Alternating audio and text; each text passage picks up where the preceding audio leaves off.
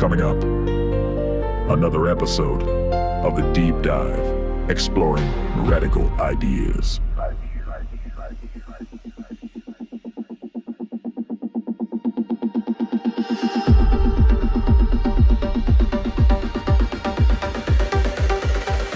A podcast produced by Bob Rach.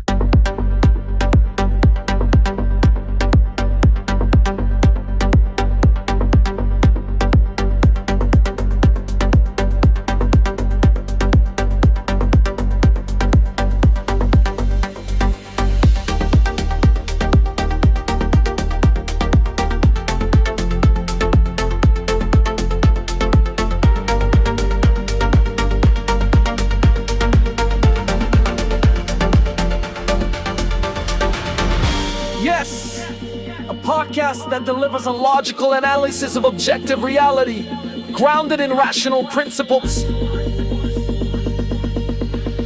We will explore relevant facts and radical ideas based on the axiomatic principles of identity, causality, and consciousness, on reason as an absolute, on rational self-interest as a moral guide, and on the ideals of privacy, freedom, and justice.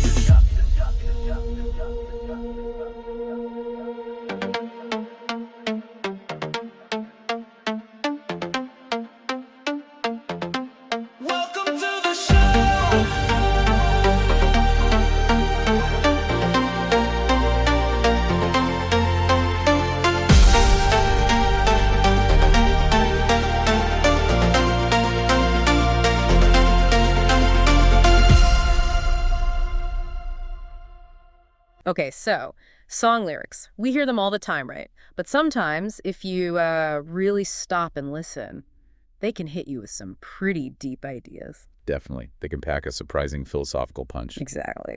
So today, we're doing just that. We're going to deep dive into the lyrics of Bob Rach's song, Living is More Than Existing. Right. And the angle we're taking, based on our source doc, livingismorethanexisting.pdf, is looking at these lyrics through the lens of Ayn Rand's Objectivism. Yeah, seeing how they line up, what insights pop out. It should be interesting to see how a song connects with, well, a whole philosophy. Let's jump in. Sounds good. Where do we start? Right at the beginning. The song opens with, before anything else, learn to love your own life. Okay, our source immediately flags this as, like, core objectivism. Why start there? Why is loving your own life so foundational for Rand? Well, it's fundamental because for Rand, your own life is the ultimate standard of value. Everything else, morality, choices, it's all judged by whether it serves your life. So it's not about God or society or anything else first. No, exactly. The starting point is the individual and the requirements for their survival and flourishing. So loving your life means seeing its value and, acting to preserve and enhance it. It's about rational self-interest. Okay, that sets the stage. Then the lyrics say, use your mind. It's meant to guide those who know how to think. This feels very, very objectivist. That focus on reason. Oh, absolutely central. For objectivism, reason isn't just a tool. It's the tool for survival and knowledge. It's how you grasp reality, figure things out. And Rand contrasts this with what? Emotions? Faith? Primarily emotions. Yeah, she saw emotions as like responses to your thoughts and values, not as reliable guides themselves. Your mind has to do the work first. So the lyric, it's spot on with that priority. Think of her heroes like an Atlas Shrugged, they live by their minds. Right. Okay, next up, find a purpose, a reason to chase and fight for it endlessly. How does this connect? Is it just about having goals? It's deeper than just having goals. It links directly to objectivism's emphasis on productive achievement as a central moral purpose. A moral purpose. How so? Because Rand believed that creating value, whether it's material goods, art, ideas, is essential to living a truly human life. It's how you sustain yourself, achieve your values, and ultimately find happiness. Remember Galt's speech. Happiness comes from achieving your values. Ah, okay. So the fighting for it endlessly is about that dedication to your productive work, your chosen values. Precisely. It's that passionate commitment to creating and achieving. Then we get everything we need must be created. Live off what you produce. Live off your own work. This sounds like a direct echo of that productive achievement idea. It really is. It's almost an homage, you could say, to the producers, the creators, the prime movers that Rand admired so much. And the ethical side of it, living off your own work. Yeah, ethically, it emphasizes self-reliance, independence, the idea that you earn your way, you don't rely on handouts or expropriate from others. It's about personal responsibility and the virtue of production. Which leads nicely into the next lines. To be independent, you must be self-sustaining. Take risks, be bold. Independence again. What forms does that take in objectivism? It's multifaceted, really. There's the economic self-sufficiency we just touched on, supporting yourself. But maybe even more fundamental is intellectual independence. Yeah. Thinking for yourself. Forming your own judgments based on reason and evidence, not just, following the crowd or accepting authority blindly. And the take risks, be bold part. Well, living by your own judgment often means you have to. You have to trust your conclusions, act on them, even if it's unconventional or difficult. It takes courage. Makes sense. Okay, then a shift towards interaction. Be just with things. Be just with people. What they deserve justice is universal. It serves everyone, and it serves you. Justice. Big word. How does objectivism see it? Justice, for Rand, is essentially rationality applied to other people. It means evaluating them based on objective facts, their actions, their character, and treating them accordingly. Give them what they've earned, good or bad. So not based on pity or need or group identity. No. It's strictly about individual merit and objective judgment. And it's seen as universal, because applying reason consistently in judging others is, essential for protecting individual rights and fostering a society where achievement is rewarded. It serves everyone by upholding rational standards. Okay, then this interesting bit. Do whatever it takes. But remember, the ends don't justify the means cherish values. Hold on to ideals, to principles that build civilization. Do what's needed without forgetting to be virtuous.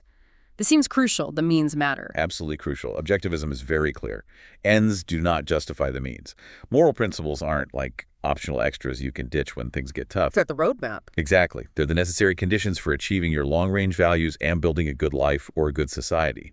Acting virtuously isn't a barrier to your goals. It's integral to achieving them properly. Using immoral means ultimately corrupts the goal itself. Right. Now, this next section feels really specific to objectivist thinking. Don't confuse concepts. Effort is not sacrifice. Sacrifice is what we do when we trade what matters most for what matters less to us. And it goes on to call effort for what you love an investment. Let's unpack that difference between effort and sacrifice. Yeah, this is a key distinction Rand made. Sacrifice, in her specific definition, isn't just working hard or giving something up. It's giving up a greater value for a lesser value, or for something you don't value at all. So studying hard for an exam you want to pass isn't sacrifice. No, that's effort. That's an investment in your goal, your value. According to Rand, true sacrifice is, say, giving up your career ambitions to please relatives you don't respect. It's a net loss. Okay, so the lyrics are saying all the hard work you put into something you genuinely value isn't a loss, it's building towards that value. Precisely. It's a powerful reframing. Effort for your values is positive, constructive. Sacrifice, in Rand's sense, is destructive. Gotcha. Then, demand reciprocity from others. Don't sacrifice them for yourself, and don't sacrifice yourself for them. This sounds like fair trade in relationships. That's a good way to put it. It reflects the objectivist trader principle.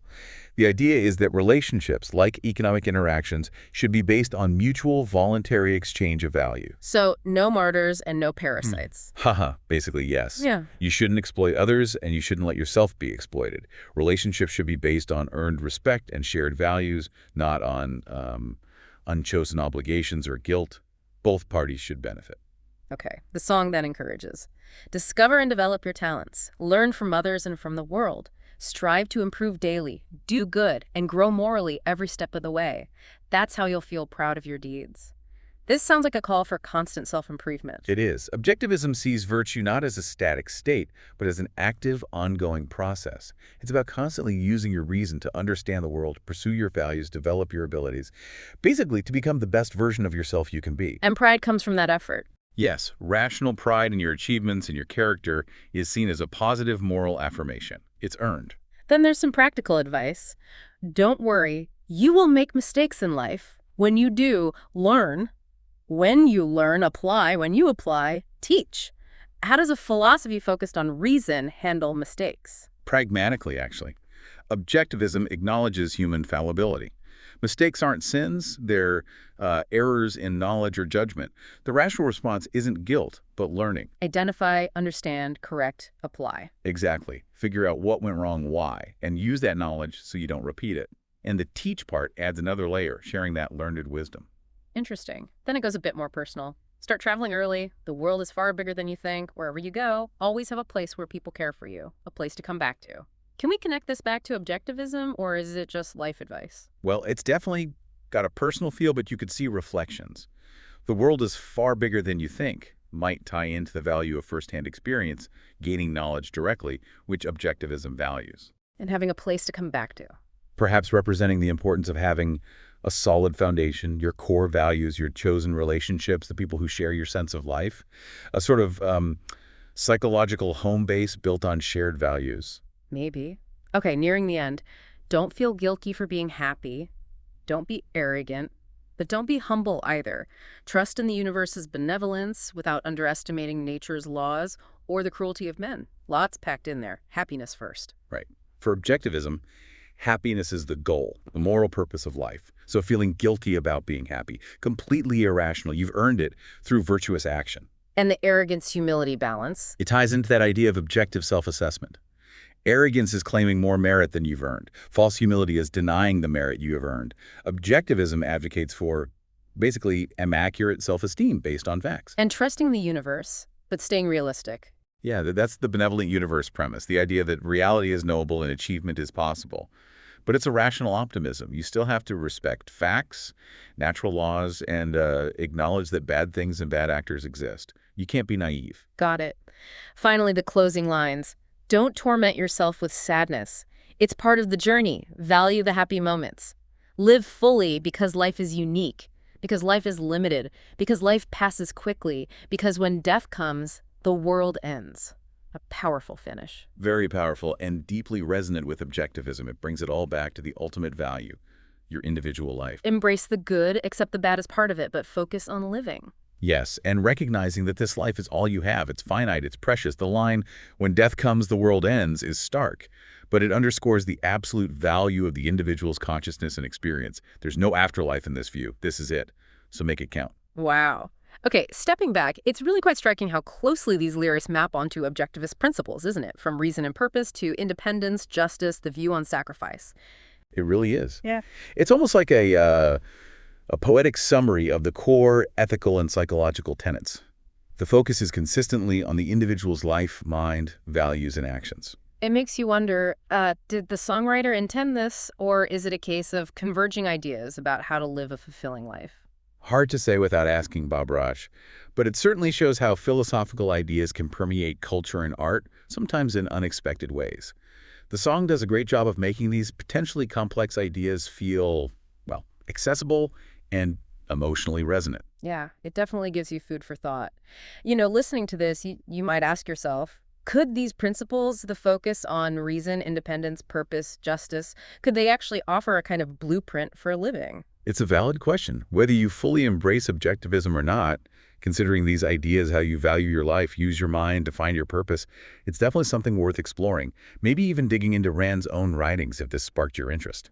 A thought to leave you with then. How might focusing on these principles shape your approach to making life more than just existing? That's a wrap for this episode of The Deep Dive, exploring radical ideas, grounded in reality, driven by reason, built on self-esteem, rational self-interest, and laissez-faire capitalism.